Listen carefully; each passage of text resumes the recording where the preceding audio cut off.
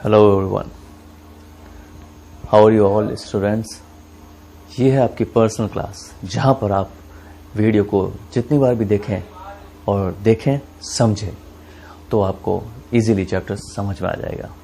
Okay, आज हम हमारा 5th चैप्टर स्टार्ट करेंगे कि कैसे चार्ट बनाए जाते हैं। सबसे पहले हम देखते हैं कि जब ये चैप्टर ख़त्म होगा तो आप क्या चीज़ सीख चुके होंगे। The learning outcome as the video gets over. You will learn how to create chart in OpenOffice Calc. What are the components of the chart? How you can format the chart. How you can give attractive look and what are the types of charts you can use. Next, how to consolidate data. What is goal seek and at the last how to group the sheets. तो ये सब हम चीज़ें देखेंगे learning outcome जो मैंने आपको बताया। तो हम सबसे पहले जो हम पिछली क्लासेस के अंदर 5 बच्चों का और 5 सब्जेक्ट का मार्क्स टोटल परसेंटेज मिनिमम निकाल चुके थे, हम उसी में से सिर्फ मार्क्स को लेंगे और उसका चार्ट बना के देखेंगे और उनके कंपोनेंट्स के बारे में जानेंगे। So let's start. जैसे सबसे पहले हमने इनको सेलेक्ट किया, इंसर्ट में गए और हमने चार्ट पे क्लिक किया। जो भी चार्ट आपको चाहिए आप ले सकते हैं। यहाँ पर 3D चार्ट्स भी अवेलेबल है जो बहुत ही अच्छे नज़र आते हैं और नॉर्मल चार्ट्स भी है। तो हम सबसे पहले नॉर्मल चार्ट को लेके देखते हैं। तो इस तरह से बहुत ईजी है चार्ट बनाना। अब ये आप चार्ट देख सकते हैं। अब हम इसको थोड़ा सा नीचे ले आते हैं जिससे ये डेटास के ऊपर ओवरलैप ना हो। अब ये एक बार जब आ गया तब हम देखते हैं कि अब हमको यहाँ पर टाइटल्स देने पड़ेंगे। तो टाइटल्स देने के लिए हमको बहुत इजी है। यहाँ पर आपको प्लस नज़र आ रहा है। जब आप इस प्लस पे क्लिक करेंगे तो एक्सिस लिखा हुआ है। अब ऐसे ही आप एक्सिस टाइटल्स पे आए तो जैसे ही आप इधर आए तो एक्सिस टाइटल के अंदर आपको देखिए यहाँ पर आप क्लिक करें और ये हमारे 20, 30 ये सब क्या है, मार्क्स। तो आपने लिख दिया यहाँ पर मार्क्स।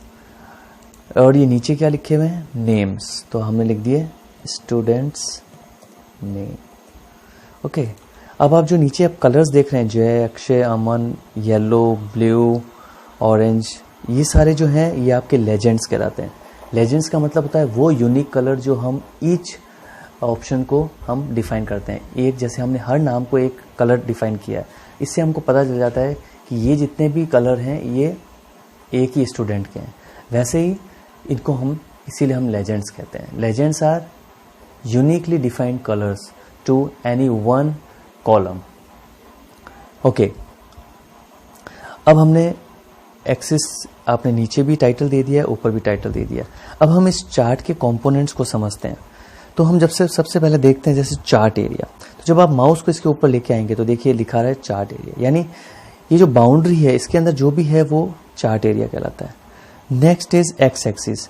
ये जो इंग्लिश, हिंदी, मैथ, साइंस लिखा है ये एक्स एक्सिस पर है। वैसे ही वाई एक्सिस क्या है, जो आपके मार्क्स हैं 0, 5, 10, 15, 20, 25। उसके बाद में डेटा सीरीज, जब आप इसको प्लस पे क्लिक करेंगे तो आप जैसे अगर लेबल्स क्लिक करते हैं या डेटा टेबल क्लिक करते हैं तो इस तरह से आप देखेंगे कि टेबल भी आपको नज़र आएगी। जब मैं इसको थोड़ा ड्रैग कर देता हूँ, ये देखिए, तो इस तरह से आपको ये जो डेटा सीरीज़ है, अब आपको यहाँ पर मार्क्स भी नज़र आएंगे। आप किसी भी माउस लाएंगे तो ये आपकी डेटा सीरीज़ है जो आपने सेलेक्ट किया है और आपके मार्क्स आपको दिखा रहा है। उसके बाद में एक्सिस टाइटल जो हमने अभी बताया, स्टूडेंट नेम और मार्क्स। उसके बाद में चार्ट वॉल, जो ये चारों तरफ जो आप देख रहे हैं ये इसकी चार्ट वॉल कहलाएगा। ओके, अब हम उसके बाद में जानेंगे लेजेंड्स। आपको बता चुका हूँ ग्रेड। ग्रेड का मतलब है ये जो लाइंस आप देख रहे हैं जस्ट मार्क्स के 10 से 15 से 20 से 25 से जो आपको ग्रे लाइन दिख रही है ये सारी आपकी कहलाती है आपके ग्रेड लाइंस। अगर हमको वर्ड, इससे हमको डेटास को पढ़ने में इजी हो जाता है। अब हम प्लस पे जाकर अगर ग्रिड लाइंस के अंदर जाएंगे और हम इस पे वर्टिकल भी सेलेक्ट कर लेते हैं तो ये देखिए आपको वर्टिकल ग्रे लाइंस और हॉरिजॉन्टल ग्रे लाइंस दोनों दिखाई दे रही। इसलिए इस तरह से हम डेटास को पढ़ना बहुत इजी हो जाता है। इसीलिए हम इन लाइंस का यूज़ करते हैं। ओके, तो ये था। अगर आपको चार्ट को चेंज भी करना है तो आप कभी भी इस चार्ट को चेंज किया जा सकता है। आप यहाँ से कलर्स पे आएँ तो जैसा आप कलर सेलेक्ट करेंगे आपका ये वैसा ही चार्ट आपको नज़र आएगा। देखिए there are so many options we can select and change our chart style. अब हमने चार्ट टाइटल चेंज नहीं किया तो हम इसको क्लिक करके भी यहाँ से हम दे सकते हैं। ये हमारा हो गया मार्कशीट। तो है ना, बहुत इजी है ये चार्ट बनाना और इसके ऑप्शंस को यूज़ करना। अभी आप जैसे देख सकते हैं कि इसमें नाम लिखे हुए हैं और ये सारे सब्जेक्ट्स के मार्क्स हैं। अगर हमको इसको कन्वर्ट करना है और हम चाहते हैं कि नीचे सब्जेक्ट्स लिखे हुए हैं तो हम इसको राइट क्लिक करेंगे और सेलेक्ट डेटा करेंगे और वापस आप स्विच कर दीजिए। तो जब आप ओके करेंगे तो आप देखेंगे Hindi, English, marks, maths, science, इस तरह से। तो हम इस डेटास को स्विच भी कर सकते हैं। अब हम देखेंगे गोल सीक क्या होता है। गोल सीक इज़ वेरी इजी बच्चों। जैसे मान लीजिए, देखो आप ये देख सकते हैं 80 दे रखा है। अब मुझे लगा कि कहीं पर इनके मार्क्स चेंज करने थे मुझे, तो कहीं पर कुछ 5 नंबर बढ़ रहे हैं। तो जैसे हम देखते हैं कि अगर साइंस में जैसे हम देखते हैं हिंदी में 14 है और इसके 5 मार्क्स बढ़ रहे हैं। अगर हम टोटल में हम इसके 5 मार्क्स बढ़ा दें तो यहाँ पर मार्क्स ऑटोमेटिक नहीं बढ़ेंगे, एरर आ जाएगा। तो इसलिए हम गोल सीक का यूज़ करते हैं। तो जैसे ही मैं यहाँ पर लिखूँगा गोल सीक और ये गोल सीक ऑप्शन आ जाएगा, ये आप देख सकते हैं। अब मैं 80 में यहाँ पर गया 85 कर दिया मैंने। अब 85 के अपने आप तो होंगे नहीं, किसी ना किसी सब्जेक्ट में तो 5 नंबर बढ़ाने पड़ेंगे। तो आप वहाँ से सिर्फ हिंदी सेल को सेलेक्ट कर लीजिए, इसमें 14 आए हुए हैं। तो हम 14 को क्लिक करेंगे, हम यहाँ पर 14 को क्लिक करेंगे और ओके कर दीजिए। तो ये देखिए ऑटोमेटिकली यहाँ 5 इंक्रीज हो गए, 85 हो गए और वहाँ 14 की जगह 19 हो गया। तो इस तरह से आप गोल सीक का यूज़ कर सकते हो। तो ये भी बहुत ही अच्छा तरीका है। नेक्स्ट इज, हमें अगर ऐड करना हो PT1 और PT2 के मार्क्स सेम बच्चों के, तो हम कैसे करेंगे? इस वेरी इजी। सी शीट 1 के अंदर ये लिखा हुआ है PT1 और शीट 6 के अंदर लिखा हुआ है हाफ ईयरली। अब हम इन दोनों मार्क्स को ऐड करेंगे और तीसरे शीट में हम इसका आंसर ढूंढेंगे। तो हम शीट 8 पर आए, हम अब जाएंगे डेटास के अंदर, कंसोलिडेट करेंगे। शीट 1 में से हमने ये टेबल सेलेक्ट किया और ऐड कर दिया।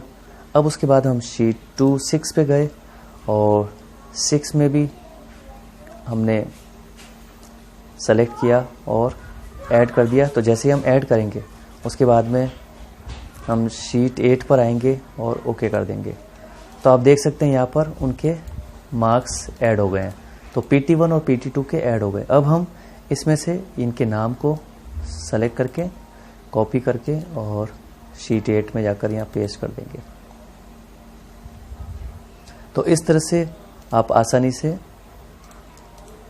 आप कॉपी कर सकते हैं, सारे मार्क्स को ऐड कर सकते हैं। दोनों PT1 और PT2 को हमने मिला दिया। तो ये कंसोलिडेट था।